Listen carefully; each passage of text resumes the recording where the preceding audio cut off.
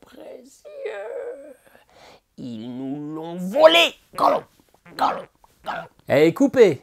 Ouais, c'est pas mal, mais prends-toi une petite pastille, là, ça te fera du bien ta pharyngite. Allez, salut tout le monde, c'est Zogma, j'espère que vous allez bien. Aujourd'hui, on se retrouve pour une partie solo du Seigneur des Anneaux, Duel pour la Terre du Milieu, un jeu de Ropoprod fait par Boza et Catala et illustré par Vincent Dutré. C'est une remouture de Seven Wonders Duel. Il y a finalement très peu de différence, 90% du jeu est le même. Le jeu est uniquement à 2 joueurs, mais il a déjà été hacké. Il y a déjà une version solo pour ce jeu fan-made sur BGG, dont je vous mets le lien en description, qui est un retravail finalement du solo présent dans Seven Wonders Duel. On se retrouve tout de suite pour la partie et en fin de vidéo, mon avis sur le jeu et sur cette version solo. Bon visionnage. Allez, c'est parti pour un petit duel en Terre du Milieu.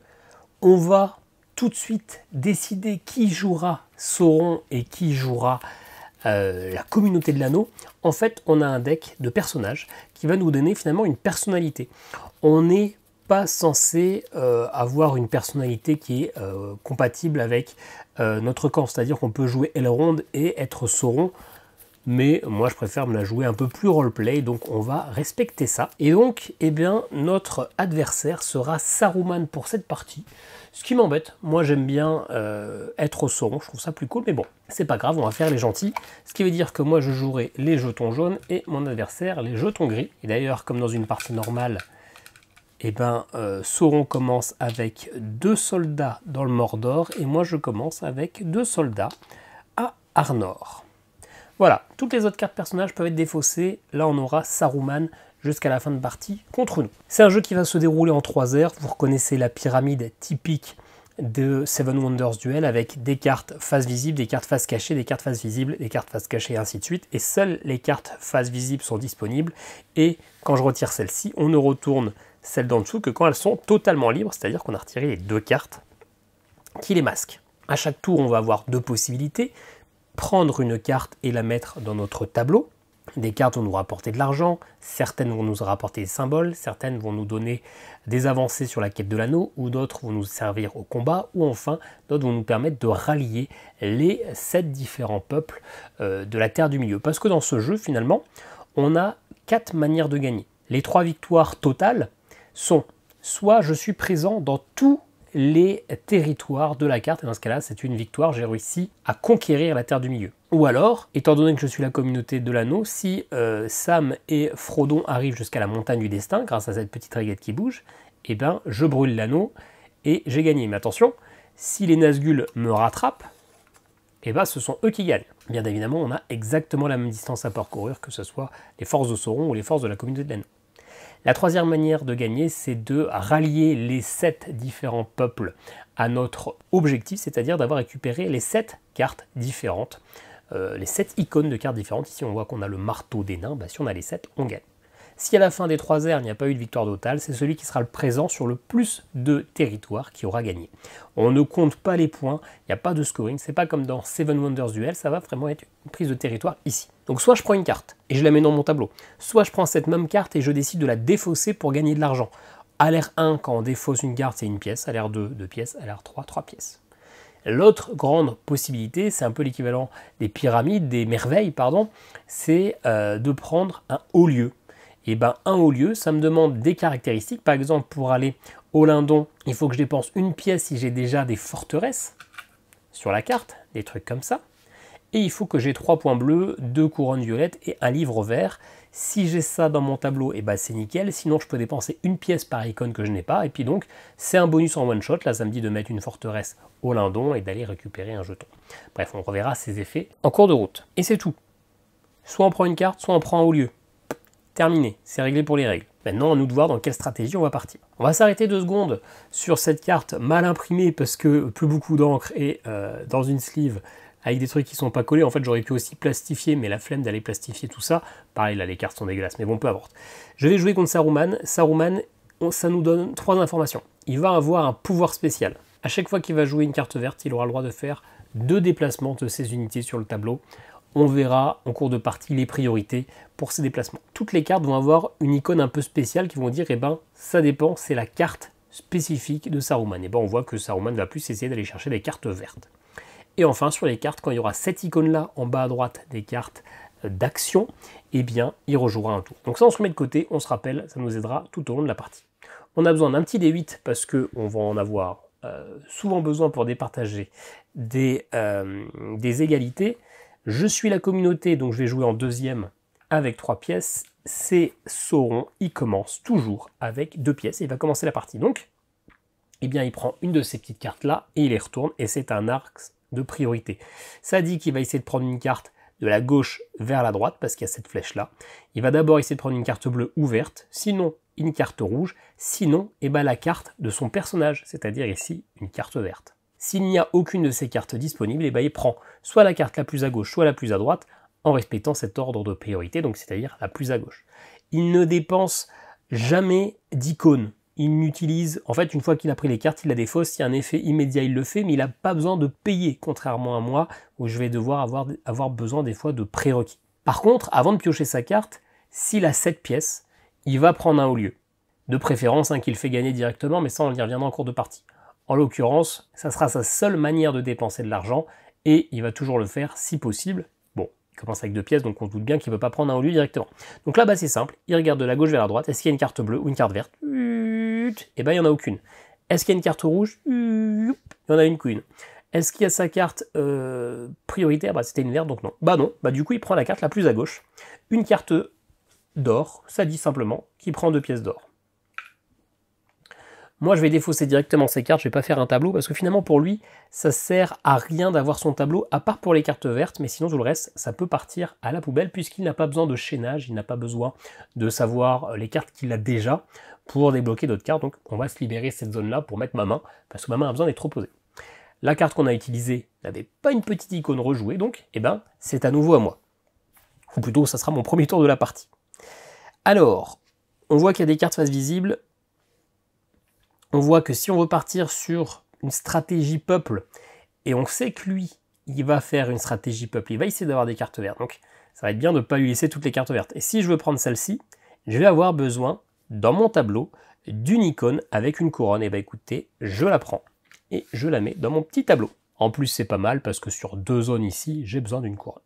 C'est à nouveau à lui, il repioche une nouvelle carte, il refait la même, d'abord une bleue ou une verte, il n'y en a pas de disponible. Une rouge, il n'y en a pas de disponible. Une verte, toujours pas. Donc il prend la carte la plus à gauche. Ça sera celle-ci. Et il refait encore 2 pièces. Là, il y a 2 cartes qui ont été libérées. Donc on peut lui les révéler. Alors, si je lui laisse cette carte-là, ça veut dire que il va peut-être la prendre. Et qu'au prochain tour, il pourra prendre un haut lieu. Mais c'est pas grave. Je lui laisse. Je vais essayer d'aller prendre celle-ci pour avancer sur la quête de l'anneau. Ça me fera avancer d'une case. Il faut que j'ai une pièce, et je dépense une pièce. Hop, et je la mets dans mon tableau. Je gagne immédiatement un anneau, donc j'avance d'une case. Vous voyez que sur cette échelle-là, il y a des bonus. Si je passe le bonus, je gagne directement le bonus. J'ai un petit poisson, c'est-à-dire que maintenant, s'il y a d'autres cartes avec un prérequis poisson, je pourrais l'acheter gratuitement, même si je n'ai pas les ressources disponibles. Ok, on n'a rien débloqué comme carte, donc c'est à lui. Encore une fois, voilà, il aurait pris Gollum, il n'y a toujours pas de carte qu'il peut prendre, donc il va prendre celle la plus à gauche, donc il va prendre celle d'or, il a donc 8 pièces, ce qui veut dire qu'au prochain tour, il pourra prendre un haut lieu. À moi. Alors, celle-là, je ne peux pas la prendre, parce qu'il faut ce prérequis-là. Il y a de grandes chances qu'il la prenne, lui, au prochain tour. Ah non, au prochain tour, il ne la prendra pas, il prendra forcément un haut lieu, parce qu'il a de la thune. Donc écoutez, je vais prendre cette icône-là, parce que comme ça, je sais qu'au prochain tour, je peux prendre ça et aller un petit peu attaquer là-bas. Alors comme dans Seven Wonders, il ne faut pas aller partout. Si on a un peu de bleu, un peu de vert, un peu de rouge, en fait, on fait rien du tout. Mais là, c'est le début de la partie, je ne sais pas encore où je me lance, donc on temporise. Lui, c'est le début de son tour. Il a donc 7 pièces. Il les dépense. Il va toujours choisir la tuile qui lui permet de gagner directement. En l'occurrence, là, c'est pas possible. Du coup, on lance un dé. 1, 2, 3, 4, 5, 6. Si je fais 7 ou 8, je relance. C'est un 3, donc il va prendre celle-ci. Il va aller jouer au Rohan. On applique tout simplement les effets. Il met une forteresse au Rohan. Et je vous explique après quelle est la différence entre les forteresses et les soldats. Et c'est tout. Je lui laisse la tuile là parce que j'ai besoin de savoir combien de tuiles il a parce que ça aura un impact sur le coût des prochains hauts lieux qu'il va acheter. Les soldats, si moi par exemple je suis ici et que je me déplace, hop, il y a bagarre, c'est-à-dire que j'ai un soldat qui meurt, lui aussi il a un soldat qui meurt. C'est comme ça qu'on va réussir à se déloger. Par contre, une forteresse, mon petit soldat pourra jamais taper la forteresse. C'est-à-dire que avec cette forteresse, il sera pendant toute la partie désormais au Rohan, quel que soit le nombre de soldats qui sont présents ou pas sur cette case. Donc il a à vie un des 7 lieux de la Terre du Milieu. Ok, et bah moi du coup, j'ai bien cette icône, donc je peux aller prendre ça, ce qui me permet d'aller mettre un petit soldat, soit au Gondor, soit au Rohan, et bah je vais aller me positionner pour l'instant au Gondor, je vais pas aller faire la guerre là-bas. Ce qui fait que maintenant j'ai une petite icône arc, je pourrais aller faire du chaînage, acheter d'autres cartes militaires gratuites qui demandent éventuellement cette icône. À lui, alors là du coup, on va de la droite vers la gauche, d'abord une bleue ou une rouge, c'est pas possible, il a accès à ces deux-là. Bon, on l'a compris, il va prendre la carte tout à droite, et il la défausse, lui finalement ça lui sert à rien, ça ne fera pas de bonus immédiat ou quoi que ce soit. Par contre, on révèle cette tuile-là, qui est très bien, je vais la prendre, parce que sinon il va la prendre, je n'ai pas de bouquin, donc tant pis, je défausse une pièce, pour chaque icône que je n'ai pas, hein, je peux défausser une pièce, et hop, j'ai rallié les elfes à ma cause. Une seule carte, ça ne fait rien. Quand j'aurai 2 icônes elfes, je pourrais aller récupérer un bonus ici, et choisir entre les 2 premiers bonus de la pioche. La première fois que j'ai 3 peuples différents, et ben je pourrais aller récupérer les 3 premiers, enfin le premier jeton de ces 3 piles en question et choisir celui qui m'intéresse. Ces bonus sont assez intéressants, peuvent être assez impactants, donc ça peut être intéressant d'aller les chercher. On révèle la prochaine carte de sa pioche. De toute façon, là, il n'y a pas le choix. Il n'a pas cette pièce et il n'y a qu'une seule carte de dispo. Donc il la prend et il la défausse encore. Il va donc révéler le petit point et et bah écoutez, je vais la prendre aussi. Alors c'est pas ultra rentable de dépenser toute sa thune non plus, mais bon, ça me fait 2 peuples. C'est plutôt pas mal. À lui, il va faire de la droite vers la gauche. Il peut prendre soit celle-ci, et ben priorité d'abord bleu. Donc il la prend. Et donc bah, lui, il avance hop, de 1 sur la quête de l'anneau. On révèle du coup cette carte qui sera un cavalier noir. Qu'est-ce que je vais choisir moi? Écoutez, je vais aller choisir le cavalier noir pour une raison toute bête qu'il va pouvoir défausser cette carte-là et moi je vais pouvoir aller chercher les nains juste après. Ok, j'ai de la chance, il rejoue pas hein, parce que je vous ai squeezé mais il n'a pas eu l'icône une seule fois à droite, en bas à droite qui lui permet de rejouer. Donc j'aurais été un petit peu dans le baba parce qu'il m'aurait pris la carte verte. Il défausse cette carte, hop, et c'est à moi de jouer. Bah, cette fois-ci, j'ai pas besoin de payer, j'ai bien la petite couronne, donc j'ai déjà rallié 3 peuples, parfait. J'ai 3 peuples différents, donc la première fois de la partie que ça arrive, je peux prendre le premier jeton de chacun de ces peuples, donc c'est-à-dire les hommes, les elfes et les nains, et je choisis mon bonus. Ça, à chaque fois que je prends une carte jaune, donc c'est-à-dire une carte qui me donnera de l'argent, je pourrais rejouer un tour. Pas mal. Ça fait de l'argent gratuit. Ça, à chaque fois que je joue une carte rouge, je peux mettre un soldat en plus. C'est-à-dire que là, c'était un soldat au Rohan ou au Gondor, bah, ça faisait finalement 2 soldats.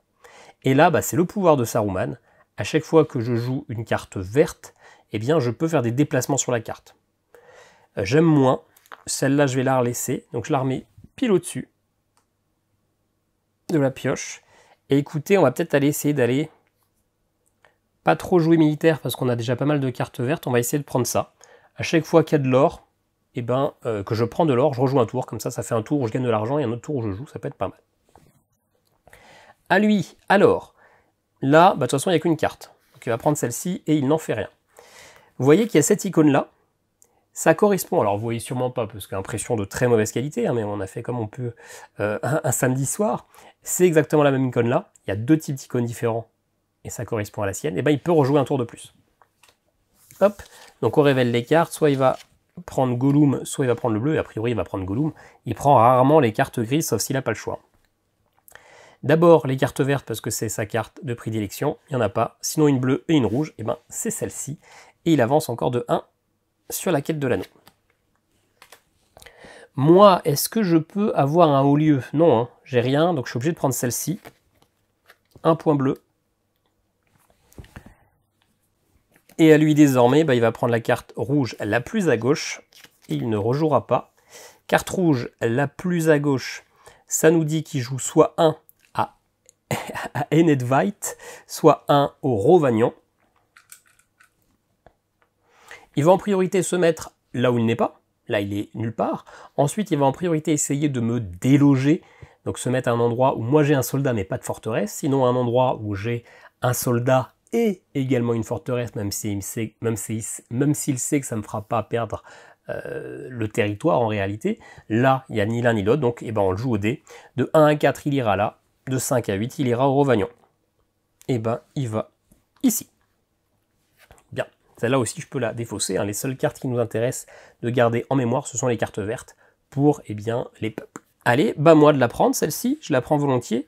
Je mets soit un soldat au Lindon, soit là où je suis déjà, je vais aller au Lindon. Et du coup, j'ai une petite carte de chaînage maintenant avec une épée.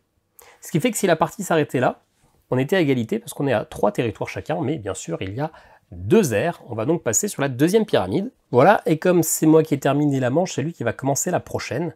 Là, on voit qu'il y a 3 peuples.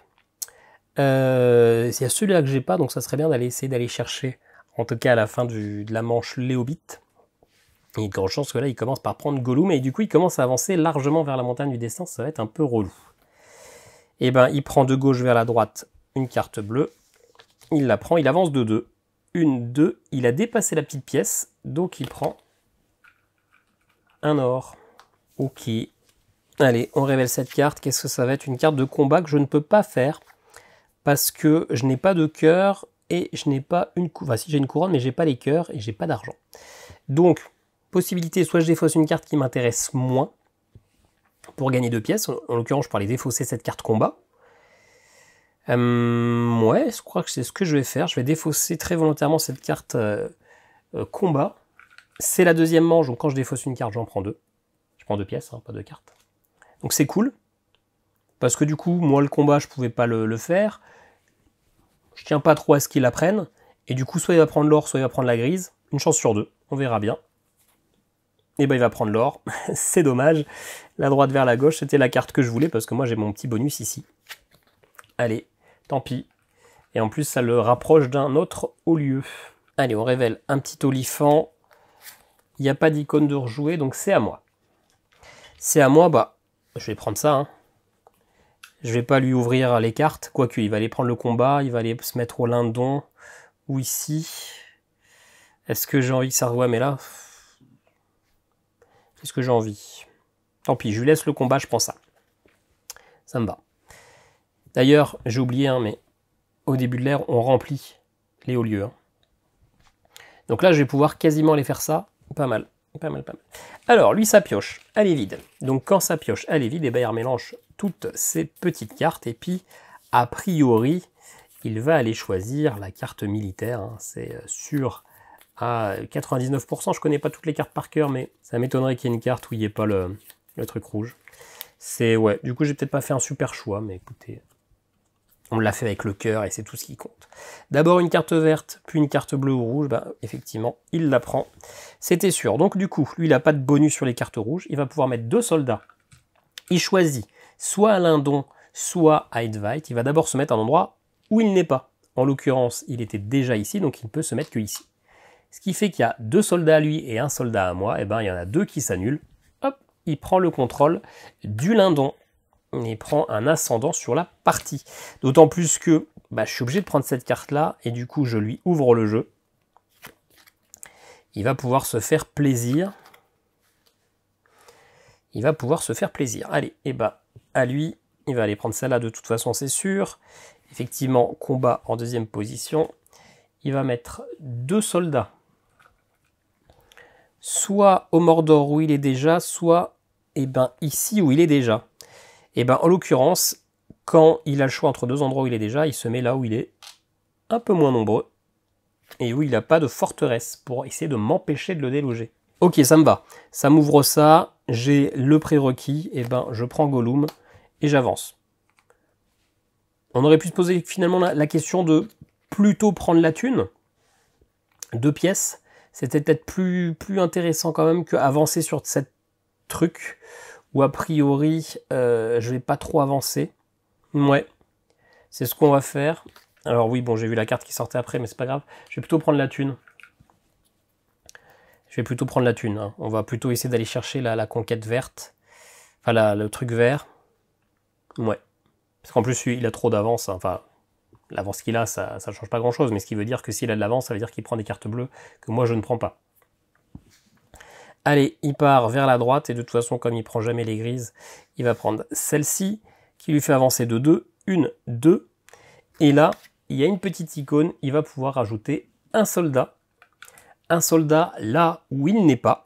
Donc ça peut être ici, ici et ici. Attention, il se rapproche de la victoire militaire.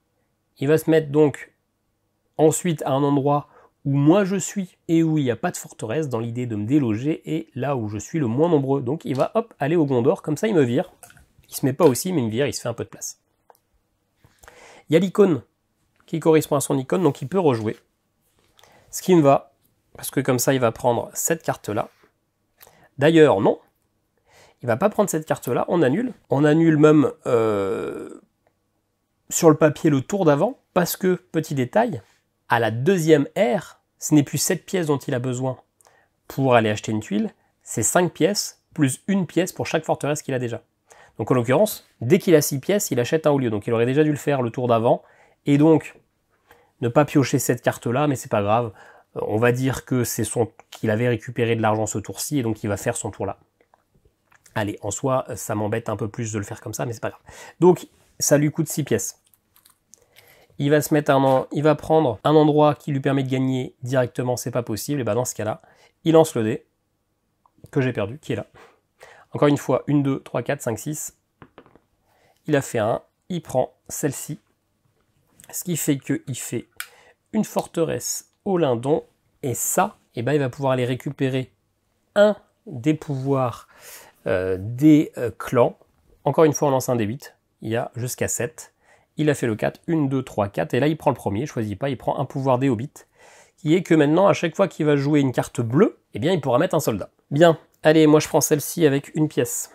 Hop, celle-ci, c'est soit un livre, soit une couronne. Au choix. À lui, du coup, bah, il n'a pas le choix. Il prend cette carte-là. Et donc, il m'ouvre cet espace. Et bah, du coup, clairement, je vais prendre celle-ci qui me donne 3 pièces. Maintenant, en plus, j'ai une petite icône de chaînage avec un trésor. Ça ouvre ça, mais moi, on se rappelle que j'ai mon pouvoir. À chaque fois que je joue une carte dorée, je peux rejouer. Et donc, qu'est-ce qu'on fait? Est-ce qu'on n'irait pas chercher un petit haut lieu?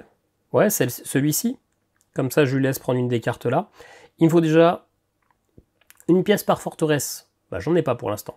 Il faut 3 icônes comme ça, il m'en manque une. Il faut 1 point, j'en ai 3. Il faut 2 livres, et ben j'en ai 2. Donc, ça me coûte qu'une pièce pour aller mettre une forteresse au Gondor et un soldat au Gondor. Et surtout, je gagne 2 avancées hop, sur la truc de l'anneau et je regagne une pièce. Je suis loin de le rattraper, mais bon, pourquoi pas. À lui. Alors, est-ce qu'il prend... Ah bah, il va de la droite vers la gauche, donc il va prendre ça. Il va donc mettre 2 soldats, soit au Lindon, soit... c'est quoi ici déjà? Au Rohan, pardon. Et ben il va se mettre là où il est, un peu moins nombreux. Dans les deux cas, ça changeait pas grand-chose. Il avait une forteresse, donc il se met là où il y a le moins de ses unités. Et il ne rejoue pas. Donc clairement, dans l'idée où il y a une micro-chance que j'arrive à gagner sur la quête de l'anneau, et ben je prends ça. Alors d'ailleurs, oui, je prends ça. Hop, ça me coûte une pièce. Je suis très loin de lui, hein, mais bon. Je révèle les 2 cartes là. Ah ouais, et puis il va prendre du bleu. Il va prendre du bleu, mais du coup, il va me révéler cette carte-là que je vais pouvoir prendre. Ça, c'est pas mal. Ok, et ben il prend vers la droite du bleu ou du vert. Donc, il prend ça. Il avance de 1 sur la quête de l'anneau. Et du coup, il m'a libéré l'elfe que je prends. J'ai déjà l'harpe. Donc, vous voyez, chaînage gratuit, comme j'avais déjà un elfe, je peux le prendre. Sinon, de toute façon, il me manquait un cœur, je dépensais une pièce. Mais je prends l'elfe, ça m'en fait 2. À partir du moment où j'ai 2 fois la même icône, et ben je prends les 2 premiers jetons de la pile d'elfe et je vais choisir le bonus que je prends. Soit le bonus des elfes qui fait qu'une fois par tour j'ai une icône en plus de mon choix, pourquoi pas.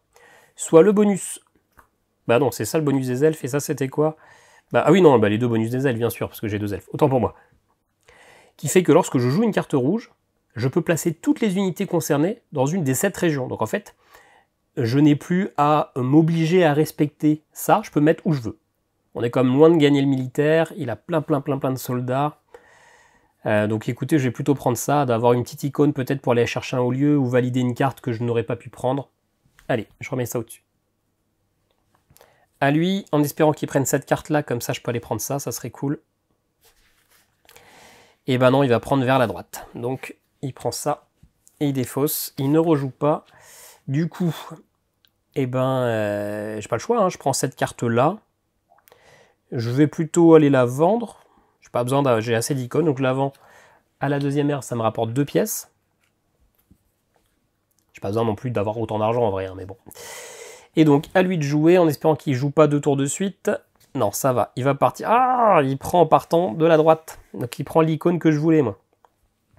Donc, ça lui fait un premier peuple. Et lui, on a vu que quand il fait un effet, il prend une carte peuple, il va pouvoir avoir 2 déplacements. Ces déplacements, là, pour le coup, ça va vraiment pas m'arranger. Il va se déplacer... Ah ouais, ça va vraiment pas m'arranger, ça.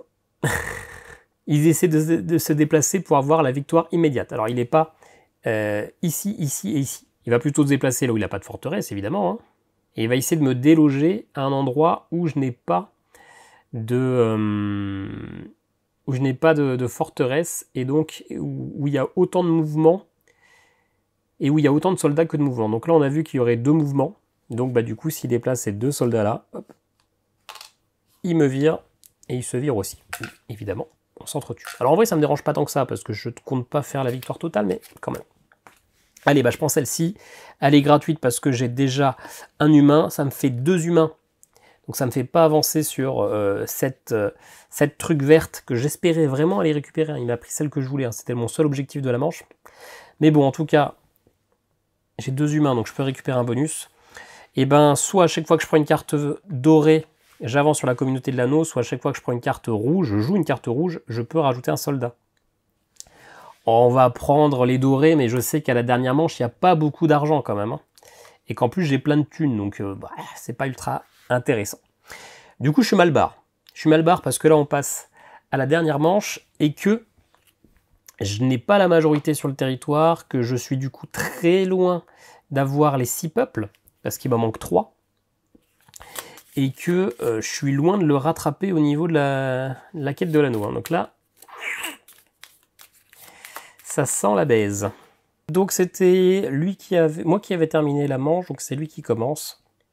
Il va prendre d'abord une rouge en partant de la gauche vers la droite. Il va prendre celle-ci. Il va pouvoir mettre 3 soldats. Est-ce qu'il lui en reste 3? Oui, il lui en reste 3. Et donc il les met où?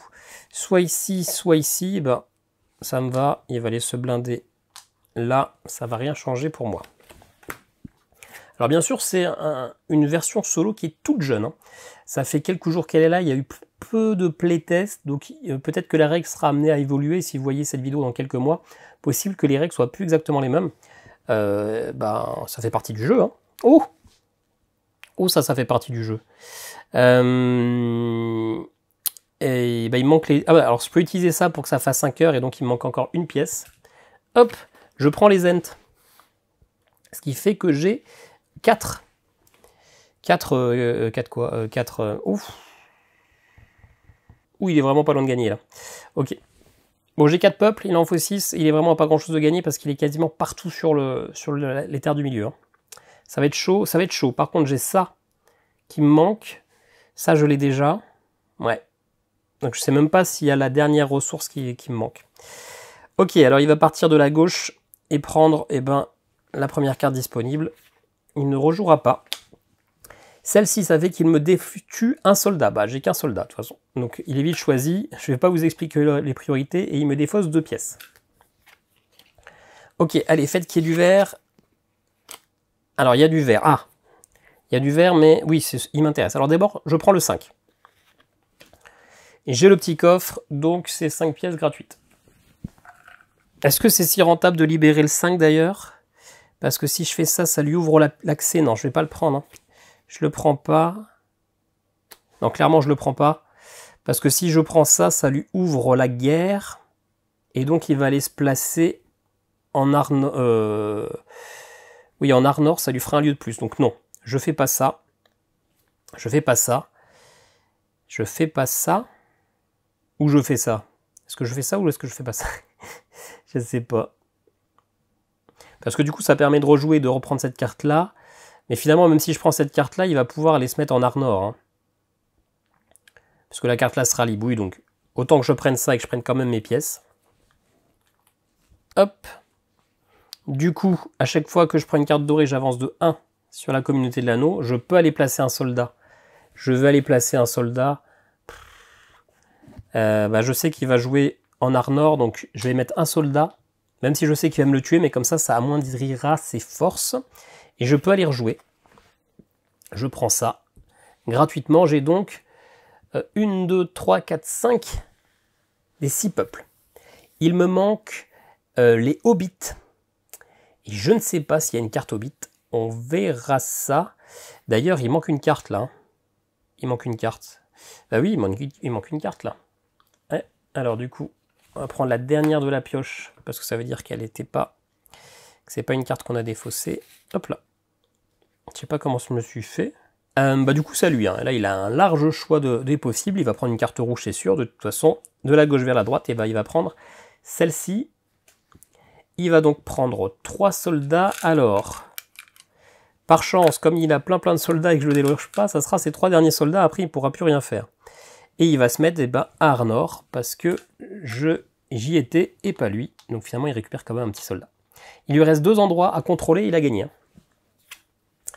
Attention, attention, attention. Il y a ça, si je lui laisse, il fait des déplacements, En fait, il a gagné dans tous les cas. Il a gagné dans tous les cas. Sauf si là, il y a une... Ouais. Il a gagné dans tous les cas. Ah non. Si je prends ça... Ah non, il y a une micro-chance. Une micro-chance pour que j'ai pas encore perdu. Je fais ça. Il me manque par contre les 2 cœurs, donc je dépose 2 pièces. Et je peux aller mettre 3 soldats. Soit ici, soit ici. Bah, je vais en mettre 3 ici. Hop, ce qui fait qu'il ne reste plus qu'un. Je reprends cette zone. Ça me laisse un tout petit répit. Il va prendre la carte la plus à gauche. Donc il va prendre celle-ci, qui me fait perdre une pièce. Et il va faire 2 déplacements. Il va faire des déplacements de manière à aller dans des zones où il n'est pas. Et où il va pouvoir me déloger. Et c'est là où j'ai une chance, parce que du coup, sur le papier, il pourrait aller en mettre un là, et ça serait beaucoup plus rentable que là, il va faire un déplacement. Il perd un déplacement pour me supprimer, et du coup, il lui reste un deuxième déplacement. Bah là, il a le choix, ici, ici ou ici. Pour lui, ça ne change rien. Et donc finalement, comme ça ne change rien, bah, il va lancer un dé. 1, 2, 3, 4, 5, 6. Allez. C'était un 8, donc on relance. Un 7, on relance aussi. Un 3. Donc j'avais dit que c'était ici. Hein. Hop là. Parfait. Donc il lui reste 2 emplacements et il a gagné. Qu'est-ce que c'est ça? Si je lui laisse ça, de toute façon, il gagne parce qu'il aura 3 déplacements. Hop et hop. Donc je suis obligé de prendre ça. Je suis obligé de prendre ça. Bah, moi, je le défausse. Je gagne de l'argent. 3e tour, c'est 3 pièces parce que de toute façon, j'ai aucune unité à déplacer. Mais là, je suis en train de lutter pour ma survie. À la moindre carte bataille, il gagne. Ok, sa pioche est vide. Je suis en PLS là. J'ai quand même une chance. S'il prend ça... Ouais, je sais pas trop. Je sais pas trop comment je peux espérer gagner là. Ça me paraît improbable. Sachant que moi j'ai besoin... 3, 4, 5, 6... Ouais, j'ai perdu. Hein. Ok, bah il va prendre la carte bleue en partant de la gauche. Donc il prend ça. Il avance de 2. Et en plus, il va pouvoir rejouer parce qu'il est passé sur l'icône comme ceci. Là, il va partir de la carte la plus à droite et il va prendre plutôt une verte ou une bleue. Il y a une verte qui est disponible ici. Il la prend et lui, il a un pouvoir. Quand il fait du vert, il a le droit à 2 déplacements. Donc 1 et 2 et victoire totale sur la terre du milieu. Ça s'est joué à pas grand-chose hein, parce que c'est le Hobbit qui me manque et tout à l'heure, il a réussi à me le piquer. Après, il y a eu un petit misplay à un moment où je lui ai fait rejouer un tour, etc. Et après, il a pris un haut lieu alors qu'il n'aurait pas dû jouer cette carte à ce moment-là. Peut-être que c'était là où ça a fait basculer la partie, mais c'est pas grave. Vous avez vu que le bot était quand même jouable. Il est quand même assez costaud sur l'armée généralement. Hein. Alors, ces cartes priorité, ça va souvent être du bleu ou du rouge parce que c'est beaucoup moins aléatoire, c'est beaucoup moins dépendant du tirage des cartes. Et donc peut-être qu'aller jouer une stratégie comme ça, c'était pas la meilleure idée. Mais j'avais envie de tenter parce que ce n'est que la 3e fois que je joue en solo. Et j'ai fait d'ailleurs une partie avec ma compagne, donc c'est que ma 4e partie, mais voilà, je voulais tenter. J'ai perdu. Pour toute curiosité, est-ce qu'il y avait un Hobbit? Non. Donc, dans tous les cas, mon destin a été scellé. Voilà, on se retrouve tout de suite pour mon avis sur le jeu. Bon, comme je vous l'ai dit, pendant la vidéo, les règles sont toutes fraîches. Ça fait quelques jours que cette version est sur internet et donc elle a été encore peu, en tout cas au moment où j'ai récupéré la règle, elle a encore été peu travaillée, peu playtestée par d'autres joueurs. Donc c'est possible que ces règles soient amenées à évoluer et que ma version ne soit plus tout à fait à jour si vous la regardez dans quelques semaines ou si ça se trouve même si vous la regardez dans quelques jours. On va déjà parler du jeu en lui-même. J'ai fait une vraie partie multijoueur et j'ai fait du coup 3 parties solo au moment où je tourne cette vidéo. Je suis assez ambivalent sur le jeu. Clairement, thématiquement, ça marche quand même plutôt bien. Le fait que les conditions de victoire soient de contrôler la terre du milieu, bah, ça marche bien. On comprend bien qu'il y a cette carte, on va déplacer nos pions. C'est beaucoup plus compréhensible que simplement l'espèce de tir à la corde qu'il y avait pour la victoire militaire. Là, on est un peu plus imprégné dans cette conquête. Et de plus, ce que j'aime beaucoup, et ce que la plupart des gens aiment finalement, c'est la quête de l'anneau.